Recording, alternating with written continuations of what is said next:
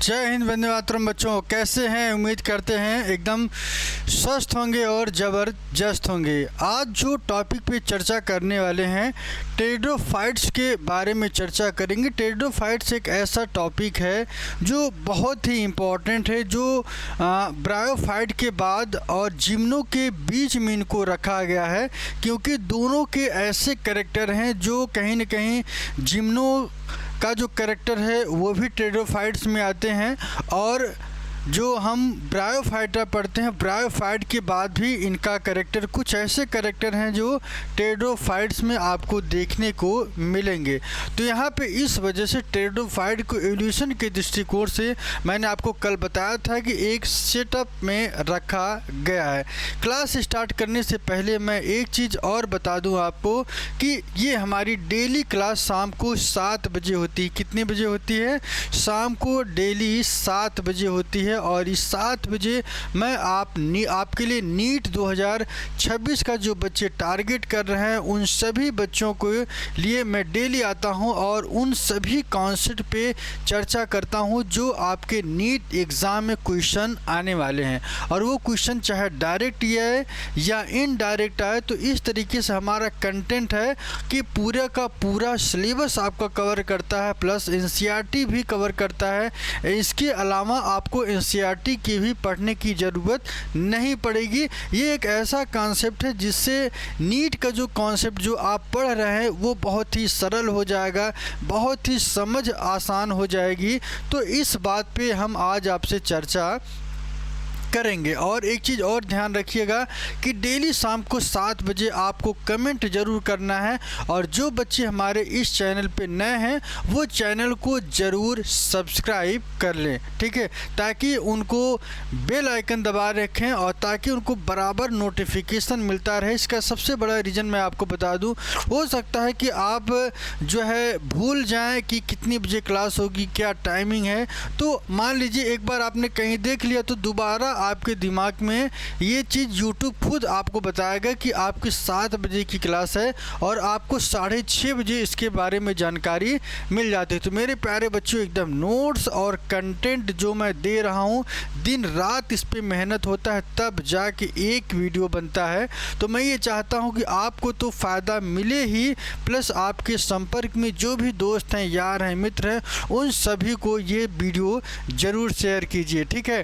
तो लगातार इसमें ऐसा टारगेट मैं लेके चल रहा हूं ताकि आपका 8 से 9 महीने के अंदर पूरा का पूरा 11th की एनसीईआरटी और 11th के साथ साथ 12th की जो एनसीईआरटी है वो भी आपकी कंप्लीट रहे। यहाँ पे मैं सबसे ख़ास बात जो हमारे क्लास में मिलेगी आपको, मैं खुद बता देना चाहता हूँ कि आपको यहाँ पे बायोलॉजी पढ़ने की नहीं, ध्यान रखिएगा, यहाँ पे आपको सीखने की जो स्टेबिलिटी है, जो आर्ट है, वो सिखाया जाएगा। हाँ, ये है कि कुछ एग्जाम्पल और कुछ जो बेसिक चीज़ें हैं वो याद रखना पड़ेगा। जैसे कि आप मैथ में पढ़ते हैं, मैथ में जब भी आप लगाते हैं तो फार्मूला आपके दिमाग में होना चाहिए। फार्मूला नहीं होगा तो वो कॉन्सेप्ट आपसे मिसमैच करेगा।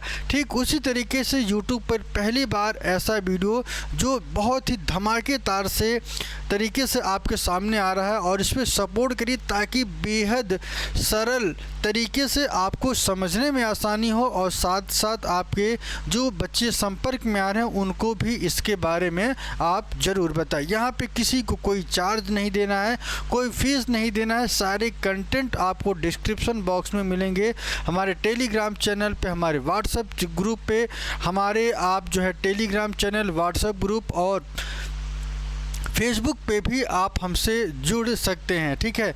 तो आज का जो कॉन्सेप्ट है, मैं आपको टेरिडोफाइट्स के बारे में चर्चा करूंगा। मैं इतना एक चीज़ आपसे और ज़रूर कहना चाहता हूं कि सिर्फ़ और सिर्फ मुझे 8 से 9 महीना चाहिए आपकी नीट की बायोलॉजी में 360 नंबर कोई जो है रोक नहीं पाएगा लाने से। किसका रीज़न मैं आपको बता दूं कि बायोलॉजी एक ऐसा सब्जेक्ट है जो आपको बूस्ट करेगा। यदि बायोलॉजी में ही अगर अगर आपका नंबर कम रहा तो इस बात को ध्यान रखिएगा कि आप किसी भी तरीके से सिलेक्शन से बाहर रहेंगे। इसके लिए आपकी फिजिक्स का सब्जेक्ट और केमिस्ट्री का सब्जेक्ट उनको भी उतना ही प्रायोरिटी देना है, ठीक है। लेकिन ये ध्यान रखिए कि सबसे ज़्यादा जो बूस्ट वाला सब्जेक्ट है वो आपका बायोलॉजी है, फिर आपका केमिस्ट्री है और फिर आपको फिजिक्स में आपको वो भी पढ़ना है। हम सभी विषयों के बारे में आपको छोटा छोटा कॉन्सेप्ट देते रहेंगे इस वीडियो चैनल के माध्यम से। एक चीज़ मैं और आपको बता दूं कि आप इधर उधर के चक्कर में नहीं पढ़ना है, न तो इधर वाली के चक्कर में पढ़ना है ना तो उधर वाली के चक्कर में है। मैं आपको बता दूं कि 9 से 10 महीना आप जो हमें समय देंगे सबसे बेहतर हर चीज़ आपको जीवन में मिलेगी, ठीक है। तो इधर उधर के चक्कर में नहीं पढ़ना है। एकदम ध्यान रख के इस बात को दिमाग में रख लीजिए कि आपने जो टारगेट बनाया है उसको कम समय में उसको कंप्लीट करें ताकि आपका एक बेहतर भविष्य आपके साथ चले। तो आ गए हैं मनीलाल जी, कैसे हैं बच्चा? एक बार आप सभी को यहाँ पे इस चैनल के माध्यम से हम सभी उन बिंदुओं पे चर्चा करने वाले हैं जो आपके एग्ज़ाम के लिए बहुत ही महत्वपूर्ण है। तो चलिए देखते हैं आज एक टॉपिक पे चर्चा करने वाले हैं खासकर टेरिडोफाइट्स के बारे में।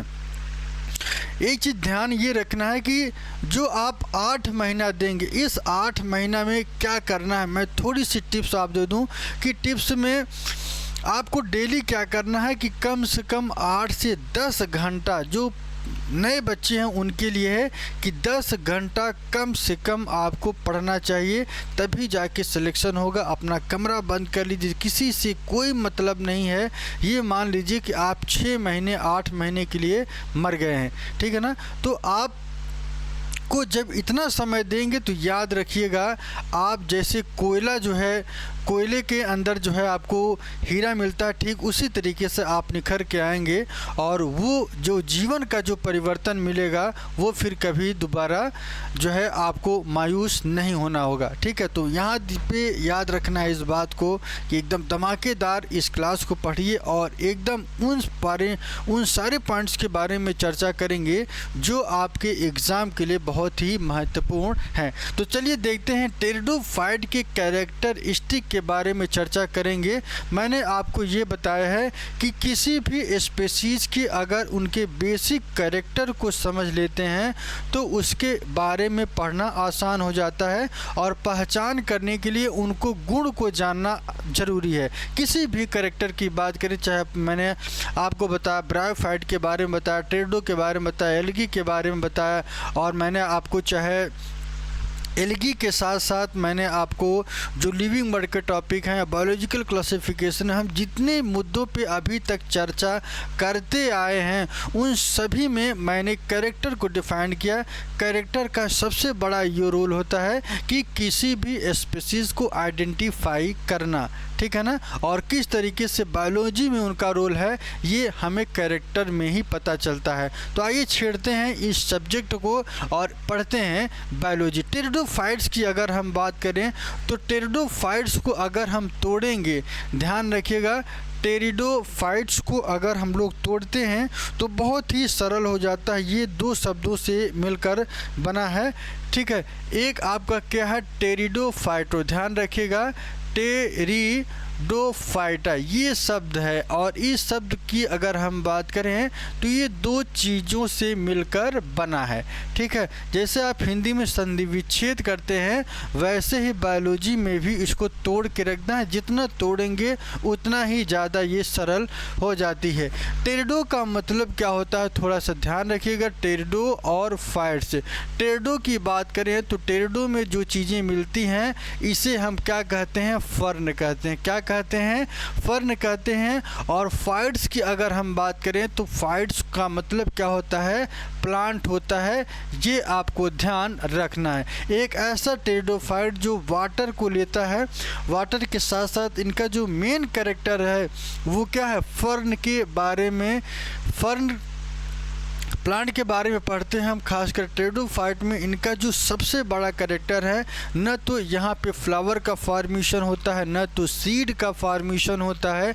यहाँ पे सबसे ज़्यादा जो बड़ा कैरेक्टर है वो जाइलम और फ्लोएम, जाइलम और फ्लोएम की उपस्थिति यहाँ पे दर्ज की गई है। और ये शुरुआत कहाँ से हुई है? इसी प्लांट से, किसमें? आपको टेरिडोफाइट्स के अंतर्गत ही हम लोग जाइलम और फ्लोएम के बारे में पढ़ते हैं। और ठीक है, तो चलिए इवोल्यूशन के दृष्टिकोण से देखा जाए तो सबसे पहले जाइलम और फ्लोएम यहीं पे देखने को मिला है। तो आइए कुछ एक एक कैरेक्टर को सबसे पहले हम लोग देखते हैं।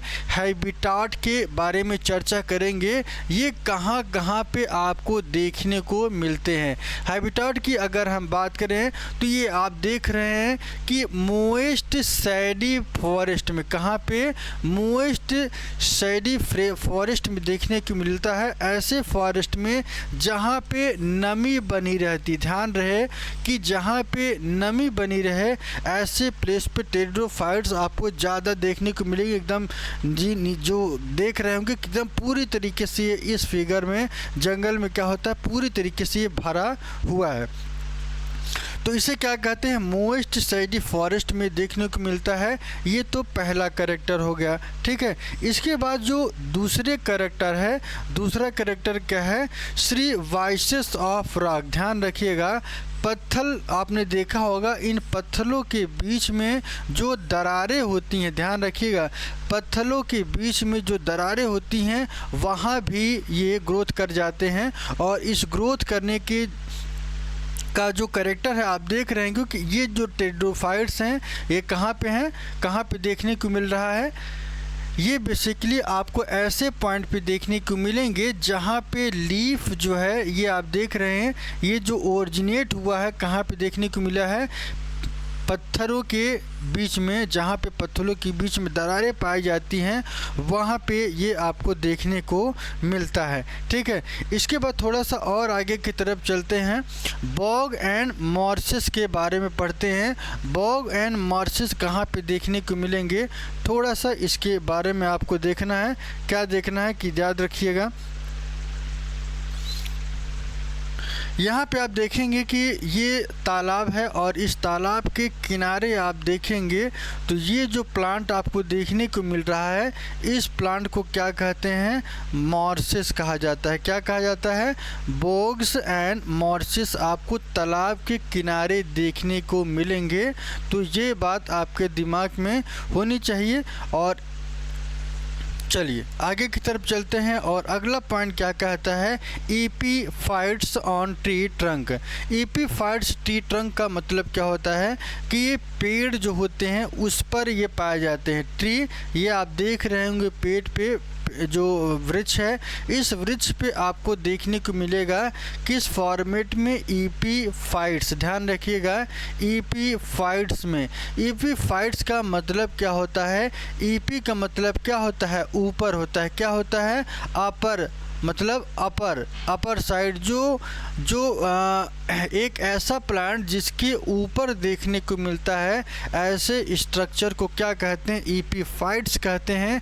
जैसा कि आपको फिगर में यहाँ पे दिख रहे होंगे कि इस फिगर की एकदम सतह पे कुछ ऐसे प्लांट दिखाई दे रहे हैं जिन्हें क्या कहते हैं? एपीफाइट्स कहते हैं, ठीक है। ये तो चार कैरेक्टर हुए, कहाँ कहाँ पे मिलते हैं? सबसे ज़्यादा जहाँ पे नमी होती है, और मैं आपको बता दूं कि पत्थरों की दरारों के बीच में, तालाब के किनारे, और यहाँ पे जो आपको देखने को मिल रहा है पेड़ के ऊपर, जिसे क्या कहते हैं? एपीफाइट्स कहते हैं। ऐसी स्थानों पे आपका टेरिडोफाइट्स देखने को मिलता है। इसके बाद मैं आगे की तरफ चलता हूँ और अगला जो कंटेंट है, फर्स्ट टेरेस्ट्रियल प्लांट की अगर हम बात करें तो यहाँ पे वैस्कुलर टिश्यू पाए जाते हैं। क्या पाए जाते हैं? वैस्कुलर टिश्यू पाए जाते हैं। और इस वैस्कुलर टिश्यू में आपको दो चीज़ें देखने को मिलेंगी, जाइलम और फ्लोएम। जाइलम और फ्लोएम आपको देखने को मिलेगा। ये भी कई बार पूछा गया कि फर्स्ट टेरेस्ट्रियल प्लांट कौन सा है। ये आपको ध्यान रखना है कि फर्स्ट टेरेस्ट्रियल एक ऐसा कौन सा प्लांट है जो स्थल पर पाया जाता है। ऐसे प्लांट को क्या कहते हैं? Terrestrial plant. और ये प्लांट कौन सा है? आपका टेरिडोफाइट्स है। ध्यान रखिएगा कौन से प्लांट हैं ये? टेरिडोफाइट्स प्लांट, जो ज़मीन पर देखने को मिलते हैं। और इनके साथ साथ मैं आपको बता दूं जाइलम भी मिलता है और फ्लोएम भी। जाइलम का वर्क क्या होता है? वाटर को ट्रांसपोर्ट करना। ध्यान रखिएगा वाटर को ट्रांसपोर्ट करने का जो काम है वो किसका काम है? जाइलम का। जबकि फ्लोएम का जो मेन वर्क है, फ्लोएम का मतलब क्या होता है? जो भोजन को पहुंचाने का काम करे, फूड का ट्रांसपोर्टेशन करता है प्लांट में, उसे हम फ्लोएम कहते हैं। जबकि जाइलम में जल का ट्रांसपोर्टेशन होता है। उम्मीद करते हैं इस पूरे स्लाइड्स में आपको सभी चीज़ें क्लियर हो गई होंगी। ठीक है, एक बार देख लीजिए, स्क्रीनशॉट ले लीजिए ताकि हम लोग आगे की तरफ चलते चलें। आगे की तरफ जो हम लोग पढ़ेंगे, यहाँ पे जो खास सबसे पॉइंट है, टेरिडोफाइट के कैरेक्टर्स के बारे में पढ़ेंगे। अब जो मेन इनका जो प्लांट बॉडी है उसकी बात करेंगे। तो यहाँ पे देखिएगा the part of pteridophytes plants. यहाँ पे सबसे पहले मैं आपको बता दूँ कि टेरिडोफाइट्स की अगर हम प्लांट की बात करें तो यहाँ पे आप देखेंगे कि main plant body of sporophyte, ठीक है ना, ये पूछा जाता है कई बार कि टेरिडोफाइट में सबसे जो मेन प्लांट बॉडी होता है वो कौन होता है? मेन प्लांट बॉडी किसे कहते हैं? टेरिडोफाइट में स्पोरोफाइट को कहा जाता है। किसको कहा जाता है? स्पोरोफाइट को कहा जाता है। ये आपको ध्यान रखना है। ठीक है, स्पोरोफाइट एक ऐसा प्लांट जहाँ पे स्पोर का फॉर्मेशन होता है, ऐसे प्लांट को क्या कहते हैं? टेरिडोफाइट कहा जाता है, जिसका मेन प्लांट बॉडी कौन है? स्पोरोफाइट है। उम्मीद करते हैं ये क्लियर होगा कि मेन प्लांट बॉडी क्या है? स्पोरोफाइट, ये याद कर लेना है। दूसरा डिफ्रेंशिएटेड प्लांट बॉडी। यहाँ पे आप देखेंगे कि इनकी जो प्लांट बॉडी है क्या क्या आपको देखने को मिलेगा, थोड़ा सा देखिएगा। ये जो आप देख रहे हैं कि ज़मीन के जो नीचे वाला जो पोर्शन है, ये जो आप देख रहे हैं, यहाँ पे क्या मिल रहा है? रूट मिलता है। और रूट के ही अंतर्गत आपको क्या मिलता है? जाइलम मिलता है। रूट में ही जाइलम देखने को मिलेंगे और इस जाइलम की वजह से वाटर का ट्रांसपोर्टेशन होता है। ठीक है, इसके साथ साथ मैं आपको और बता दूं कि जैसे ही सॉइल के थोड़ा सा ऊपर की तरफ चलेंगे और थोड़े से ऊपर वाले पोर्शन की तरफ चलेंगे तो इस पोर्शन में आप देखेंगे कि इसी से लगा हुआ एक और स्ट्रक्चर होता है जिसे स्टेम कहते हैं। क्या कहते हैं? स्टेम कहते हैं। और स्टेम के थोड़ा से ऊपर की तरफ चलेंगे तो यहाँ पे लीफ लाइक, ध्यान दीजिएगा, लीफ लाइक फ्रंट्स पाए जाते हैं। क्या पाए जाते हैं? फ्रंट्स पाए जाते हैं। पूछा गया है कि फ्रंट्स आर फाउंड इन, तो क्या कहेंगे? टेरिडोफाइट्स में ये आपको देखने को मिलेगा। मैंने क्या बताया आपको? 3 ऐसे कैरेक्टर हैं। सबसे पहले आपको रूट दिखाई देगा, फिर स्टेम मिलेगा, फिर लीफ की तरफ फ्रंट्स दिखाई देते हैं। ये आपको कैरेक्टर याद रखना है कि प्लांट बॉडी जो डिफ्रेंशिएट होती है कितने कैरेक्टर में डिफ्रेंशिएट होती है? रूट, स्टेम और लीफ में। ठीक है, और यहाँ पे मैं आपको बता दूं कि जाइलम आपको कहाँ देखने को मिलता है? जाइलम आपको रूट में देखने को मिलेगा और स्टेम में फ्लोएम। फ्लोएम क्या करता है? जो फोटोसिंथेसिस के द्वारा जो भोजन बनते हैं वो पूरे रूट तक जाते हैं और रूट को जो वाटर मिलता है वो इस अंतिम पॉइंट तक पहुंचता है। इस वजह से फोटोसिंथेसिस में वाटर की भी ज़रूरत पड़ती है और फोटोसिंथेसिस तभी पॉसिबिलिटी है जब वहाँ पे वाटर का प्रेजेंस होगा। ठीक है, इसके साथ थोड़ी सी और आगे की तरफ चलते हैं। अगला जो पॉइंट है स्टेम। स्टेम में देखना है स्टेम का मेन फंक्शन क्या है। The support the leave some time perform photosynthesis. यहाँ पे मैं आपको बता दूं कि ये क्या करती हैं, सपोर्ट द लीव्स। ये क्या करती हैं, ऐसे स्टेम जो पत्तियों को क्या करते हैं, सपोर्ट करती हैं, और साथ साथ कुछ समय ये क्या करते हैं, फोटोसिंथेसिस करते हैं। आप ये कहेंगे कि सर ये बताइए स्टेम कैसे फोटोसिंथेसिस करता है। तो मैं आपको बता दूं स्टेम इस वजह से करता है क्योंकि जब ये शुरुआती स्टेज में होता है तो इमैच्योर होगा। इमैच्योर में इनका जो कलर होता है वो ग्रीन होगा, और ग्रीन होने की वजह से ये फोटोसिंथेसिस करते हैं। क्यों? क्योंकि स्टेम में भी क्लोरोफिल मिलेगा। क्लोरोफिल क्यों मिलता है? क्योंकि उसका नेचर कैसा होता है, ग्रीन होता है। ठीक है, तो उम्मीद करते हैं स्टेम कुछ समय क्या करता है, फोटो का सिंथेसिस भी करता है। इस बात को आपको ध्यान रखना है। चलिए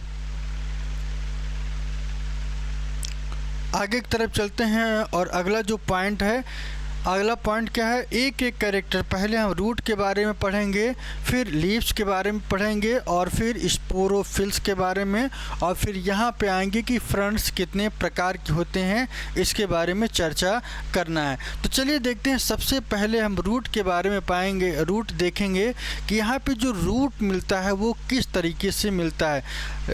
मैं आपको बता दूं कि हायर प्लांट की अगर हम बात करें तो हायर प्लांट्स में वेल डेवलप्ड रूट और स्टेम होते हैं, जबकि यहाँ पे जो रूट मिलते हैं एडवेंटिशियस रूट मिलते हैं, जो रेडिकल से डायरेक्टली डेवलप नहीं होते हैं, बल्कि other than part of radical के अदर पार्ट से जो रेडिकल का फॉर्मेशन होता है, ऐसे रूट को क्या कहते हैं, एडवेंटिशियस रूट कहा जाता है। ये तो समझ लीजिएगा। ठीक है, तो यहाँ पे आइए चलते हैं। Develop from rhizome and are adventitious. इसे क्या कहते हैं, ये ऐसे राइजोम का मतलब क्या होता है, जो रूट के समान ही होता है, और उसे राइजोम कहा जाए जो पूरी तरीके से वेल डेवलप्ड नहीं होते हैं। एंड और एडवेंटिशियस, इनका नेचर कैसा होता है, पूछा गया है कई बार कि सर ये बताइए कि टेरिडोफाइट्स में जो रूट पाए जाते हैं वो किस तरह के होते हैं। तो उनको आपको क्या करना है, ये जब भी मिलते हैं एडवेंटिशियस फॉर्मेट में, किस में मिलता है, एडवेंटिशियस फॉर्मेट में आपको देखने को मिलता है। और यही root, the root help in absorption of water and nutrient. ये क्या करता है, वाटर और न्यूट्रिएंट्स को क्या करता है, एब्जॉर्ब करता है। क्या करता है, वाटर और न्यूट्रिएंट को वाटर से एब्जॉर्ब करके पूरे प्लांट में ये सप्लाई करते हैं। क्या करते हैं, पूरे प्लांट में ये सप्लाई करते हैं। ये आपको ध्यान रखना है। ठीक है, इसके बाद लीव्स की तरफ चलते हैं। मैंने आपको बताया कि leaves are also known as frond. जो पत्तियां होती हैं उन्हें क्या कहते हैं, फ्रंट्स के नाम से जानते हैं। और ये कैसी होती हैं, हरी होती हैं। ठीक है ना, और ये फीतरी होती हैं। फीतरी का मतलब फैली टाइप की होती हैं, जैसे कि पंख होता है, पंख की तरह ये क्या होते हैं, फैले होते हैं। ठीक है, तो यहाँ पे जो लीफ का जो कैरेक्टर है आपने ये देख लिया कि कैसे पाए जाते हैं, फ्रंट्स की तरफ देखने को मिलता है। ठीक है,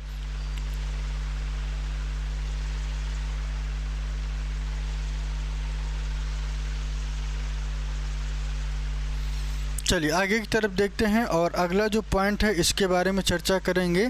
यहाँ पे जो तीसरा पॉइंट है लीव्स की अगर हम बात करें तो new leaves are front typically expand by unrolling of tight spiral as they arises from stem. याद रखिएगा कि स्टेम से ऐसी पत्तियाँ जो निकलती हैं जो स्पाइरल होती हैं। कैसी होती हैं, स्पाइरल होती हैं और अनरोल होती हैं। अनरोल का मतलब ये रोल नहीं बल्कि पूरी तरीके से फैली होती हैं बाहर की तरफ। नई जो पत्तियां निकलती हैं वो पूरी तरीके से अनरोल होती हैं और पूरी तरीके से स्टेम से ये फैली हुई फैली हुई रहती हैं। जैसा कि मैंने आपको अभी पिछले वाला जो स्ट्रक्चर था यहाँ पे मैंने आपको दिखाया था कि ये देखिए स्टेम से लगी हुई हैं और स्टेम से लगी होने के साथ साथ ये अनरोल्ड हैं, पूरी तरीके से खुली हुई रहती हैं, ये अंदर की तरफ घूमी नहीं है। ठीक है ना। ऐसी पत्ती को क्या कहते हैं? फ्रंट्स लीफ कहा जाता है। ये पुरानी है और ये आप जो देख रहे हैं नई लीफ है, ये भी एकदम टाइटली स्ट्रेट फॉर्मेट में निकल रहा है। चलिए आगे की तरफ चलते हैं और यहाँ पे अगले पॉइंट को मैं दिखा दिया हूँ। और यहाँ पे जो अगला पॉइंट है वो क्या है? स्पोरोफिल्स क्या होते हैं मैं आपको बता दूँ कि specially fronts and leaf that help in reproduction. सबसे पहले मैं आपको बता दूँ कि स्पोरोफिल्स का मतलब क्या होता है। स्पोरोफिल्स का मतलब क्या होता है? फिल्स का जो मीन्स है ये लीव्स होता है। क्या होते हैं? लीव्स होते हैं। और स्पोरो का मतलब स्पोर का फॉर्मेशन करने वाली ऐसी पत्तियां जो स्पोर का फॉर्मेशन करती हैं। क्या करती हैं? स्पोर का फॉर्मेशन करती हैं। ऐसे पत्ती को क्या कहते हैं? स्पोरोफिल्स कहते हैं। ठीक है ना। चलिए आगे की तरफ चलते हैं।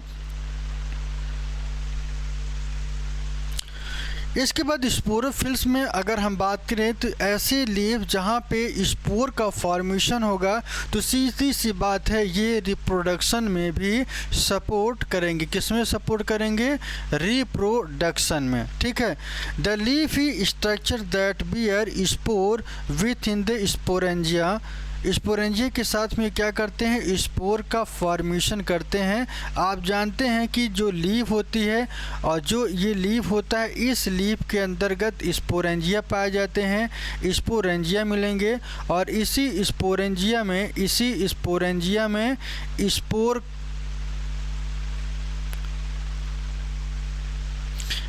इसी स्पोरेंजिया में क्या मिलता है? थोड़ा सा मैं यहाँ पे ले लेता हूँ।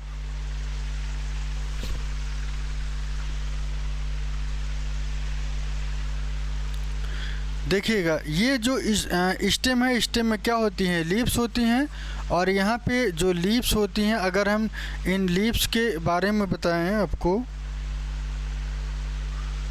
ये जो लीव्स होती हैं इन लीव्स के अंतर्गत स्पोरेंजियम मिलता है। क्या मिलता है? स्पोरेंजियम मिलता है।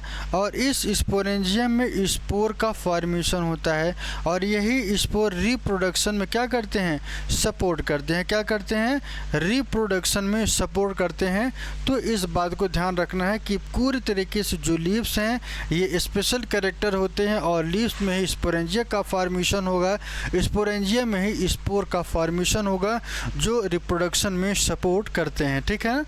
इसके बाद थोड़ा सा और आगे की तरफ चलते हैं। अगला पॉइंट है in some pteridophyte sporophyll aggregate into distinct compact structure known as स्ट्रोबिली।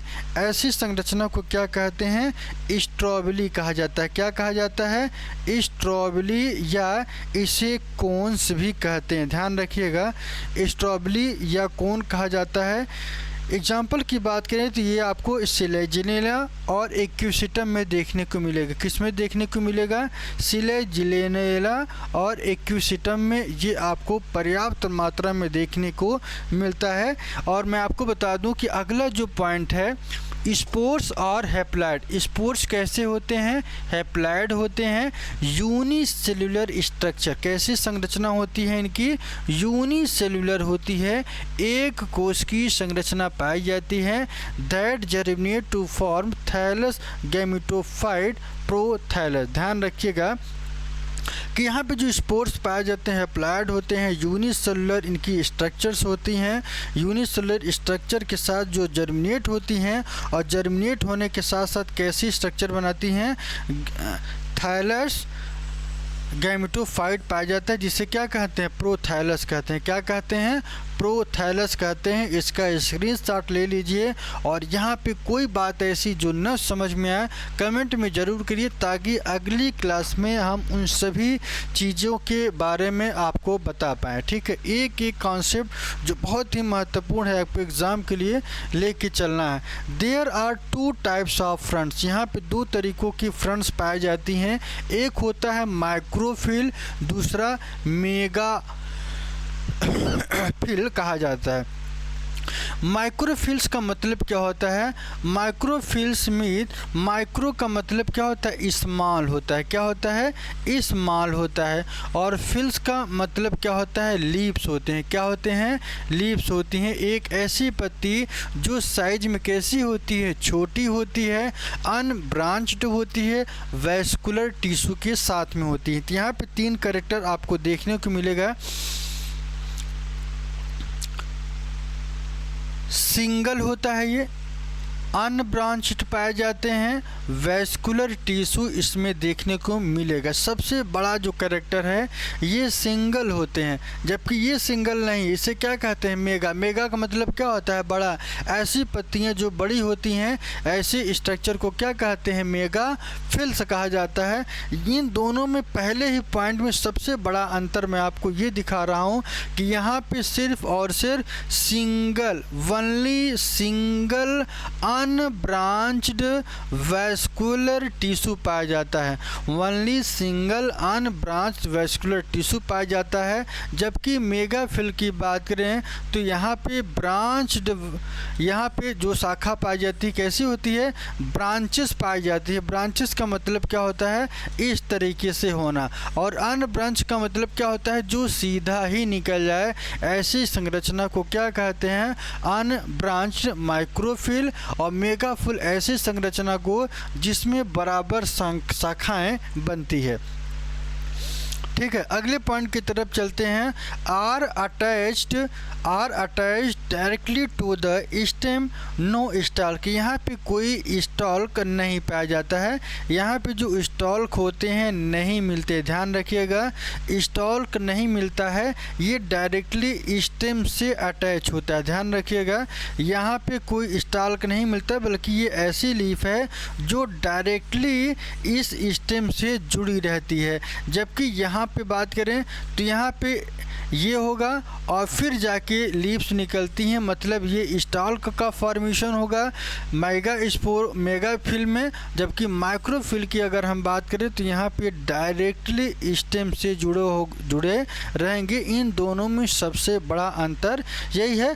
पूछा जा सकता है कि माइक्रोस्पोरोफिल्स में क्या स्टॉक पाए जाते हैं, तो आप सीधा कह दीजिएगा नहीं, इसमें नहीं मिलता है। इसके बाद आगे की तरफ चलते हैं। अगला पॉइंट क्या है, थोड़ा देखिएगा। जनरली स्मॉल, जनरली ये कैसे होते हैं, छोटे होते हैं। जनरली इनकी संरचना जो होती है वो कैसी होती है, छोटी, और ये देखने में बड़े दिखाई देते हैं। एग्जाम्पल की बात करें तो यहाँ पे जो माइक्रोफिल्स में क्या आता है आपको, सिलेजिनेला आपको देखने को मिलेगा। सिलेजिनेला एक ऐसी प्रजाति जो माइक्रोफिल के अंतर्गत आती है। और किस में हम पढ़ रहे हैं, फर्न में पढ़ रहे हैं, ये ध्यान आपको रखना है। मेगाफिल की बात करें तो मेगाफिल आपको फर्न में देखने को मिलता है, जिसे हम क्या कहते हैं, मेगाफिल्स कहते हैं। ठीक है, उम्मीद करते हैं ये कॉन्सेप्ट आपको यहाँ पे क्लियर हो गया होगा। इसके बाद आगे की तरफ चलते हैं। अगला जो कैरेक्टर है वो क्या कहता है, आइए देखते हैं। अगला जो कैरेक्टर है इसके बारे में हम लोग चर्चा करेंगे। अगला जो कैरेक्टर है, alternation of generation in pteridophytes. अभी हमने क्या पढ़ा, रूट के बारे में पढ़ा, रूट के बाद लीव्स हमने पढ़े, और उसके बाद वहाँ पे किस तरीके के लीव्स पाए जाते हैं उनके बारे में हमने सीखा। यहाँ पे जो हम चर्चा करने वाले हैं, टेरिडोफाइट की लाइफ साइकिल कैसी होती है, इनकी लाइफ कैसे कंप्लीट होती है, इसके बारे में यहाँ पे चर्चा करेंगे। और इस प्रक्रिया को क्या कहते हैं, अल्टरनेशन ऑफ जनरेशन। और ये कितने प्रकार के होते हैं, 3 टाइप के, कौन कौन से हैं उसके बारे में चर्चा करेंगे। पहले आइए यहाँ पे देखते हैं गैमेटोफिटिक क्या होता है।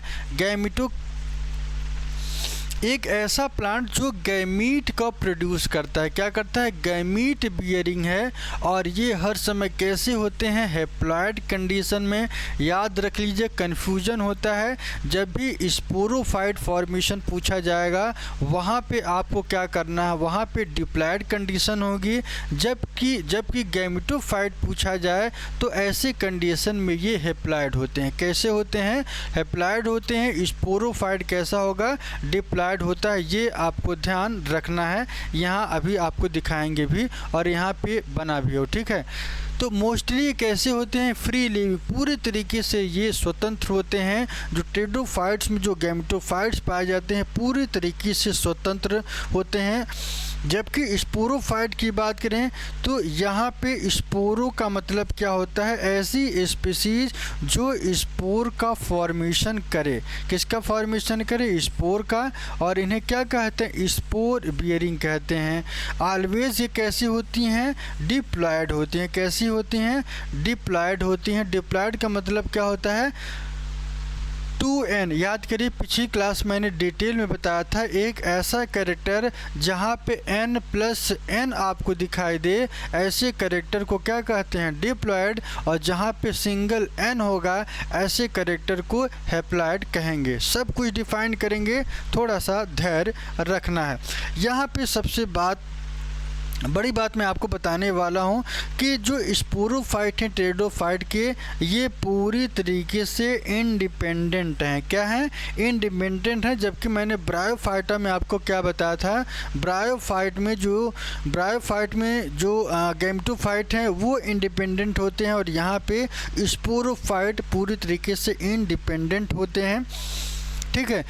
और ये स्पोरोफिटिक जो प्लांट हैं ये प्रीडोमिनेंट स्टेज में देखने को आपको मिलेंगे। किस कंडीशन में, आइए देखते हैं।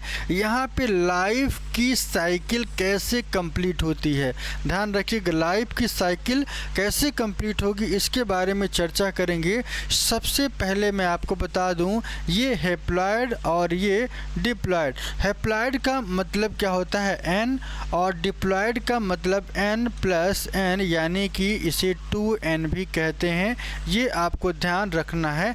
डाई का मतलब 2 और हैप्ला का मतलब क्या होता है, सिंगल होता है। इस वजह से इन्हें क्या कहते हैं, हैप्लॉइड और diploid. Haplontic stage, diplontic stage और हैप्लोडिप्लॉन्टिक स्टेज, ये अल्टरनेशन ऑफ जनरेशन की प्रक्रिया यहाँ पे 3 प्रकार से कंप्लीट होती है। तो ये आपको ध्यान रखना है। सबसे पहले हैप्लॉन्टिक होती है, दूसरा क्या होता है, डिप्लॉन्टिक होता है, तीसरा क्या होता है, हैप्लोडिप्लॉन्टिक होते हैं। 3 कैरेक्टर याद रखना है, हैप्लॉन्टिक, डिप्लॉन्टिक, हैप्लोडिप्लॉन्टिक। मतलब पहला अलग है, दूसरा भी अलग है, तीसरे में पहले दूसरे मिक्स हैं। तो ये आपको याद रखना है। आइए देखते हैं। यहाँ पे जो हैप्लॉन्टिक होगी, सबसे पहले इनकी जो कंडीशन होगी कैसे होगी, हैप्लॉइड कंडीशन में कंप्लीट होता है। डिप्लॉइड की बात करें तो 2n कंप्लीट होगा, और यहाँ पे हैप्लोडिप्लॉन्टिक की बात करें तो पहले हैप्लॉइड होगा और फिर डिप्लॉइड होता है। ये आपको ध्यान रखना है, ठीक है। तो उम्मीद करते हैं यहाँ पे कुछ है नहीं, केवल थोड़ा सा दिमाग लगा के सब्जेक्ट को समझ लेना है। आगे की तरफ चलते हैं अगले स्लाइड पे। अगली स्लाइड क्या कहती है, आइए चेक करते हैं। Alternation of generation in pteridophytes की अगर हम बात करें तो यहाँ पे मैंने आपको क्या बताया कि जो सबसे इनकी मेन प्लांट बॉडी होती है वो कैसी होती है, हैप्लोडिप्लॉन्टिक होती है। कैसी होती है, हैप्लोडिप्लॉन्टिक होती है। और हैप्लोडिप्लॉन्टिक नेचर कैसा होता है, आइए देखते हैं। सबसे पहले मैं आपको बता दूं कि स्पोरोफाइट के मतलब क्या है। स्पोरोफाइट का मतलब स्पोर प्रोड्यूस करने वाले प्लांट। ऐसी संरचना को हम क्या कहते हैं, डिप्लॉइड कंडीशन में मिलती है, और ऐसे को हम इंडिकेट करेंगे 2n से, ठीक है। यहाँ पे मियोसिस होगा, डिप्लॉइड से ये हैप्लॉइड में कन्वर्ट होंगे। जब भी मियोसिस होगी तो ये अलग हो जाते हैं, एक हैप्लॉइड बनता है, दूसरा भी हैप्लॉइड बनेगा। एक हैप्लॉइड को मेल जबकि दूसरे हैप्लॉइड को फीमेल कहा जाता है। क्या कहा जाता है, फीमेल कहा जाता है। और ये प्रक्रिया तब होगी जब यहाँ पे मियोसिस कंप्लीट होता है। मियोसिस कंप्लीट होने पे आप देख रहे होंगे कि एक स्पोर एन ये बनाएगा जो फीमेल गैमेटोफाइट को बनाता है, तो जबकि दूसरा जो स्पोर है वो क्या बनाता है, मेल गैमेटोफाइट बनाता है। क्या बनाता है, मेल गैमेटोफाइट बनाता है। ऐसी संरचना को आपको ध्यान रखना है, ठीक है ना। ये है मेल गैमेटोफाइट और दूसरा है फीमेल गैमेटोफाइट। तो इन बातों को आपको दिमाग में रखना है। जैसे ही मेल गैमीट आगे की तरफ चलेगी तो ये क्या बनाता है, मेल गैमीट बना देगा एन टाइप का, और ये आगे की तरफ बढ़ेंगे ये भी एन टाइप के बनाएंगे। फिर इन दोनों का क्या होगा, यहाँ पे फ्यूज़न होगा और फ्यूज़न के बाद जाइगोट का फॉर्मेशन होगा। और जाइगोट जो यहाँ पे बनता है कैसा बनता है, 2n टाइप का। कैसा बनता है, 2n टाइप का जाइगोट बनेगा। और ये जब जाइगोट बनेंगे तो इनकी जो कंडीशन होती है वो कैसी होती है, डिप्लॉयड हो जाती है। कैसी हो जाती है, डिप्लॉयड हो जाती है। डिप्लॉयड क्यों, क्योंकि इनका जो जाइगोट है 2n फॉर्मेट में बन रहा है, ठीक है ना। और ये क्या होंगे, डिप्लॉयड। और डिप्लॉयड के बाद यहाँ पे माइटोसिस होती है। माइटोसिस के बाद इनका जो कैरेक्टर है स्पोरोफाइट क्लियर हो जाता है। तो मैंने आपको क्या बताया कि अगर हैप्लॉयड और डिप्लॉन्टिक को चेंज करेंगे तो सबसे पहले क्या हो रहा है, हैप्लॉयड हो रहे हैं।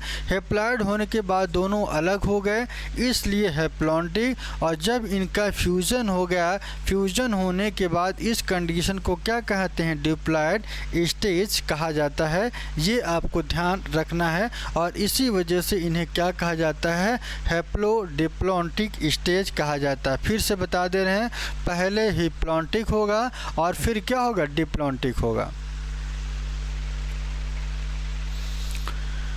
टेरिडोफाइट की लाइफ साइकिल की अगर हम बात करें तो life cycle of pteridophyte comprises 2 phases. पहला स्टेज क्या है, स्पोरोफाइट है, दूसरा गैमेटोफाइट है। पहला स्पोरोफाइट, दूसरा गैमेटोफाइट। तो सबसे पहले के बारे में चर्चा करेंगे। गैमेटोफाइट फेज को हम क्या कहते हैं, प्रोथैलस कहते हैं। क्या कहते हैं, प्रोथैलस। एक ऐसा थैलस जो इनकी प्रिमिटिव स्टेज होती है, ऐसी संरचना को क्या कहते हैं, प्रोथैलस कहते हैं। The sporophyte produce spores meiosis which germinate to form the gametophyte and prothallus. क्या कहा जाता है, गैमेटोफाइट एंड प्रोथैलस कहा जाता है।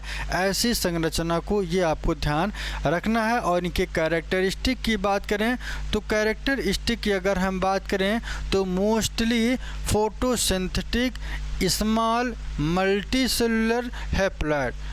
जो गैमेटोफाइट के बारे में पहले भी बता चुका हूँ कि इनका जो मेन कैरेक्टर है, जो गैमेटोफाइट कैसे होते हैं, फोटोसिंथेटिक। क्यों, क्योंकि ग्रीन होंगे तो फोटोसिंथेसिस करेंगे।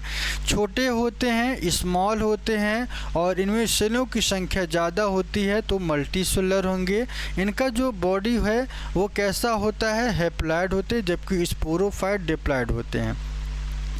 अब मैं आपको एक चीज़ और बता दूं कि ये जो गैमेटोफाइट हैं क्या बनाते हैं, ये बनाते हैं 6 organ. It bear 6 organ, male 6 organ और फीमेल 6 ऑर्गन। मेल 6 ऑर्गन को एंथ्रीडियम कहते हैं, जबकि फीमेल 6 ऑर्गन को आर्चिगोनियम कहा जाता है। ये आपको ध्यान रखना है, ठीक है। Gamete produced by the 6 organ fuse to form zygote. यहाँ पे जो गैमीट हैं ये फ्यूज कर जाते हैं और फ्यूज करने के बाद क्या बनाते हैं, फ्यूज करने के बाद जाइगोट बनता है। ये बहुत बड़ा मैटर नहीं है।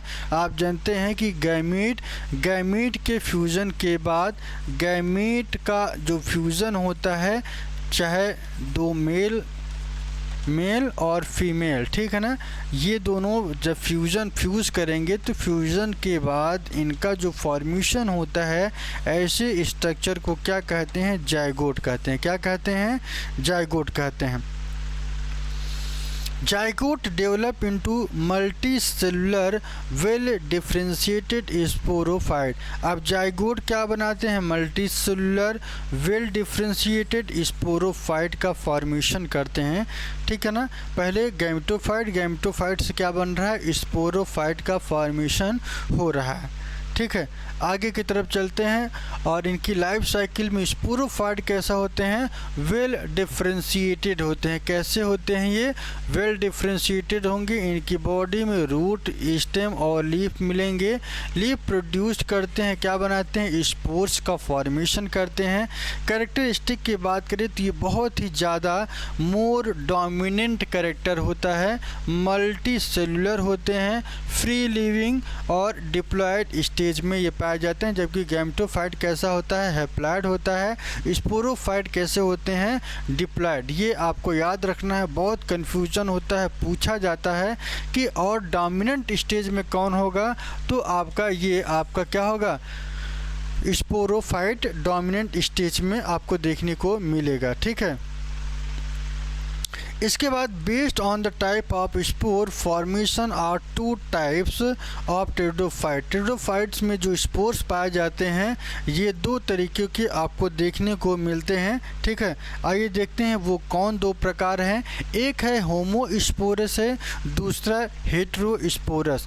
होमोस्पोरस का मतलब क्या होता है, होमो का मतलब क्या होता है, ध्यान रखिएगा, जब भी होमो की बात की जाए, होमो का मतलब क्या होता है, सेम होता है। ध्यान रखिए, जब भी होमो शब्द कहीं भी आपको देखने को मिले तो इसका मतलब जो होता है वो क्या होता है, सेम होता है। जबकि हेटेरो की बात करें तो हेटेरो क्या होता है, डिफरेंट होता है। क्या होता है, डिफरेंट होता है। तो यहाँ पे सबसे पहले मैं आपको बता दूँ कि सेम टाइप्स ऑफ स्पोर की अगर हम बात करें तो ये स्पोर कैसे होते हैं, छोटे होते हैं। कैसे होते हैं, छोटे होते हैं, ठीक है।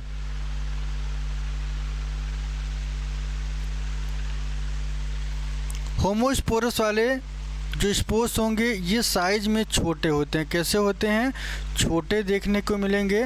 जबकि हेटेरोस्पोरस की बात करें तो to types of spore, small microspore and large mega spore, ठीक है। स्मॉल स्पोर कैसे होते हैं, ये बाइसेक्सुअल होते हैं। कैसे होते हैं, बाइसेक्सुअल होते हैं, ठीक है। और यहाँ पे माइक्रोस्पोर की अगर हम बात करें तो एक मेल अलग होगा और फीमेल अलग पाया जाता है। मेल एक अलग प्लांट बॉडी में, दूसरा फीमेल भी अलग प्लांट बॉडी में। क्यों, क्योंकि इनका जो कंडीशन है वो कैसा है, हेटेरोस्पोरस नेचर के पाए जाते हैं। और ये कहाँ पे देखने को मिलेगा आपको, सिलेजिनेला और साल्विनिया में आपको देखने को मिलेगा। Seen in the majority of pteridophyte की बात करें तो ये टेरिडोफाइट में सबसे ज़्यादा होमोस्पोरस आपको देखने को मिलता है। तो इस बात को आपको ध्यान रखना है, ठीक है। तो यहाँ पे आज जो मैंने कंप्लीट किया ये टेरिडोफाइट के बारे में मैंने आपको बता दिया। टेरिडोफाइट में कुछ विशेष चीज़ें हैं, ये भी आपको ध्यान रखना है कि साइलोप्सिडा से कौन बिलोंग करता है, लाइकोप्सिडा से कौन बिलोंग, स्पिनोसिडा और टेरोप्सिडा, ये ऐसे चार इनके स्पेशल क्लास हैं जिसका एग्जाम्पल बहुत इंपॉर्टेंट है। तो साइलोप्सिडा, यहाँ पे सिर्फ एग्जाम्पल याद करना है। साइलोप्सिडा से साइलोटम, ध्यान रखिएगा, साइलोप्सिडा से साइलोटम, और लाइकोप्सिडा से लाइकोपोडियम सिलेजिलेना देखने को मिलेगा। स्पिनोप्सिडा से इक्विसिटम आपको देखने को मिलता है। जबकि टेरोप्सिडा से ड्रायोप्टेरिस, टेरिस और एडियंटम, ये तीन कैरेक्टर आपको देखने को मिलेंगे। ड्रायोप्टेरिस, टेरिस और एडियंटम, ये तीन ऐसे कैरेक्टर हैं जो टेरोप्सिडा से देखने को मिलेगा। साइलोप्सिडा, लाइकोप्सिडा, स्पिनोप्सिडा, टेरोप्सिडा। तो टेरोप्सिडा इन चारों की एग्जाम्पल, पहले में साइलोप्सिडा में तो यहाँ भी एस है और यहाँ भी एस है, तो साइलोप्सिडा से साइलोटम हो जाएगा। क्या हो जाएगा, साइलेटम। ध्यान रखिएगा, बहुत ज़्यादा टेढ़ा नहीं है, थोड़ा सा दिमाग फोकस करेंगे तो याद कर लेंगे। साइलोप्सिडा से साइलोटम, लाइकोप्सिडा से लाइकोपोडियम सिलेजिलेना आपको देखने को मिलेगा। स्पिनोप्सिडा से इक्विसिटम आपको देखने को मिलेगा। टेरोसिडा में आपको ड्राफ्टेरिस और टेरिस एडियंटम आपके देखने को मिलेगा। ये आपको ध्यान रखना है, ठीक है। तो आज के लिए इतना ही, और मैं आपको बता दूं कि इनकी कुछ यूजेस के बारे में मैं आपको बता दूं। इनका यूज कैसे है थोड़ा सा देख लीजिएगा। फॉसिल्स के फॉर्मेट में ध्यान रखिएगा। यूज़ ऑफ टेरिडोफाइट्स की अगर हम बात करें तो फॉर्म ऑफ फॉसिल्स के यूज में इनका यूज किया जाएगा। यूज्ड एज बिल्डिंग मटेरियल में भी इनका यूज किया जाता है।